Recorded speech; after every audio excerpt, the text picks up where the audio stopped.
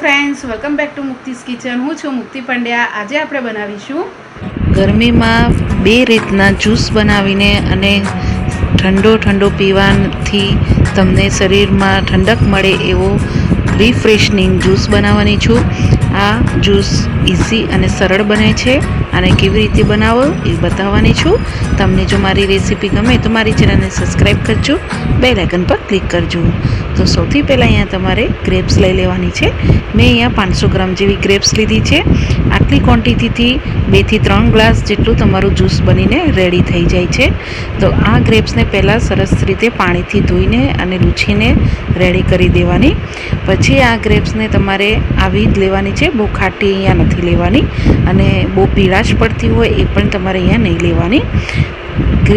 આ બધી ગ્રેપ્સને હવે આપણે એક મિક્સર જારના બાઉલમાં લઈ લેવાની છે અને પાણી વગર તમારે આને ગ્રાઇન્ડ કરવાનું છે.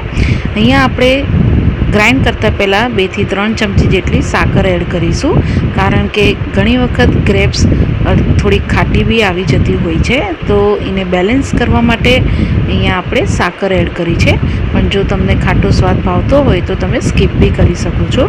પછી થોડા બરફના ટુકડા એડ કરીશું, સંચળ પાવડર એડ કરીશું, અડધી ચમચી જેવો ચાટ મસાલો, 4 થી 5 ફુદીનાના પાન નાખીને આપણે આને પાણી વગર ગ્રાઇન્ડ કરી લેવાનું છે.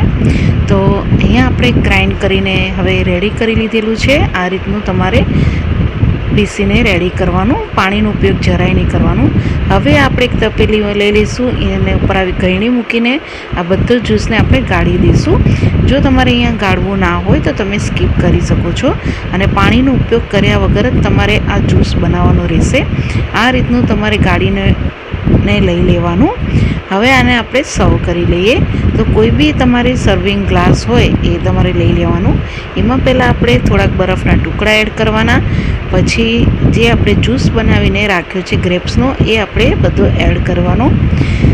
પછી ઉપરથી થોડોક આપણે ફરીથી સંચળ પાવડર અને ચાટ મસાલો પાવડર સ્પ્રિંકલ કરીશું. થોડા આપણે ગ્રેપ્સના ટુકડા એડ કરીશું, દ્રાક્ષના, જેથી જ્યારે જ્યુસ પીશો તેનો ક્રંચ બહુ જ સરસ લાગે છે. આ રીતે તમે ઠંડો ગરમીમાં ગ્રેપ્સનો જ્યુસ બનાવીને જરૂરથી પીજો. હવે આપણે બનાવીશું વોટરમેલનનું જ્યુસ, જે એ પણ ઇઝી છે બનાવવામાં. તો વોટરમેલનનો જ્યુસ બનાવવા માટે તમારે સૌથી પહેલાં અહીંયા તરબૂચ લઈ લેવાનું છે. આ રીતનું લાલ રંગનું હોય એવું તમારે તરબૂચ લેવાનું. આવું લાલ રંગનું લેશો તો એ ગળ્યામાં તરબૂચ બહુ સરસ ગળ્યું આવે છે. હવે આપણે જેટલું તમારે જ્યુસ બનાવવું હોય એટલું તમારે લઈ લેવાનું. અહીંયા મેં 200 થી 300 ગ્રામ જેટલું તરબૂચને આવી રીતે ટુકડા કરીને લઈ લીધેલા છે. બીનો ભાગ હોય તમારે બધો જ કાઢી દેવાનો. બી અહીંયા ન હોવું જોઈએ. એકાદું હોય તો ચાલી જશે, પણ બી આવી રીતે કાઢીને અને ટુકડા કરીને તમારે અહીંયા લઈ લેવાના. હવે આ બધા તરબૂચને આપણે એક મિક્સર જારના બાઉલમાં લઈ લઈશું.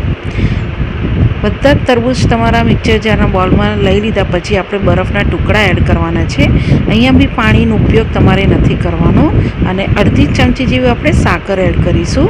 જેમ મેં પહેલાં બી કીધું કે તરબૂચ જો તમને ગળ્યું ના મળે અને ફિક્કું લાગે તો તમે અડધીથી 1 ચમચી જેવું સાકર એડ કરી શકો છો. હવે આપણે ઢાંકણું બંધ કરીને આને ગ્રાઇન્ડ કરી લેવાનું છે. પાણી વગર જ તમારે ગ્રાઇન્ડ કરવાનું છે, પાણીનો ઉપયોગ નહીં કરવાનો. આ રીતે તમારું બધું તરબૂચને ગ્રાઇન્ડ કરીને તમારે રેડી કરી લેવાનું. અહીંયા સરસ ગ્રાઇન્ડ થઈ ગયું છે. તો આને બી તમારે જો ગાળવું હોય તો ગાળી શકો છો અને ન ગાળવું હોય તો સ્કીપ કરી શકો છો. તો હવે આપણે એક તપેલીમાં ગળણી મૂકીને આ રીતે ગાળીને બધો જ્યુસ આપણે રેડી કરી લેવાનો છે. આમાં જે કૂચા હોય છે એ તમારે ફેંકવાના નહીં, ખાવા હોય તો તમે ખાઈ શકો છો. આમાં જો બીનો ભાગ આવી રીતે હશે તો એ તમારું ગાળવાથી જ બી આમાં આવી જશે, એટલે મોઢામાં તમને પીવાના ટાઈમે બી નહીં આવે તરબૂચના. આવી રીતે આપણે બધો જ જ્યુસને ગાળીને આપણે રેડી કરી લેવાનું છે. હવે આપણે આને સર્વ કરી લઈએ. તો ગ્લાસમાં આપણે પહેલાં બરફના ટુકડા લઈશું, એમાં થોડો સંચળ પાવડર, થોડો ચાટ મસાલો પાવડર સ્પ્રિંકલ કરીશું. હવે આપણે જે જ્યુસ બનાવીને તરબૂચનો રેડી રાખ્યો છે એ આપણે બધું આમાં એડ કરીશું. આટલી ક્વોન્ટિટીથી બી તમારો આ તરબૂચનો જ્યુસ 2 થી 3 ગ્લાસ જેટલો બનીને રેડી થાય છે. ઉપરથી થોડુંક આપણે જીરાનો પાવડર સ્પ્રિંકલ કરીશું અને થોડા તરબૂચના ટુકડા એડ કરી દઈશું, જેથી પીવામાં ખૂબ જ સરસ લાગે, મોઢામાં ક્રંચ આવે. તો હવે આપણે આ રીતે ઠંડો ઠંડો આ તરબૂચનો જ્યુસ બી તમે ગરમીના મોસમમાં જરૂરથી પીજો. તમને શરીરની અંદર એકદમ જ ઠંડક લાગશે અને સ્ફૂર્તિ લાગશે. તો આ રીતે તમે બે પ્રકારના ગ્રેપ્સનો અને તરબૂચનો તમે જ્યુસ બનાવી શકો છો. અને ઠંડો ઠંડો આવો બાળકોને અને મોટાઓને સર્વ કરવાથી એ લોકોના શરીરમાં ઠંડક બી પહોંચશે અને પીવામાં બી ખૂબ મજા આવશે. અને તમને જો મારી રેસીપી ગમે તો મારી ચેનલને સબસ્ક્રાઇબ કરજો, બેલ આઇકન પર ક્લિક કરજો અને મારી ચેનલને શેર કરજો. Thank you.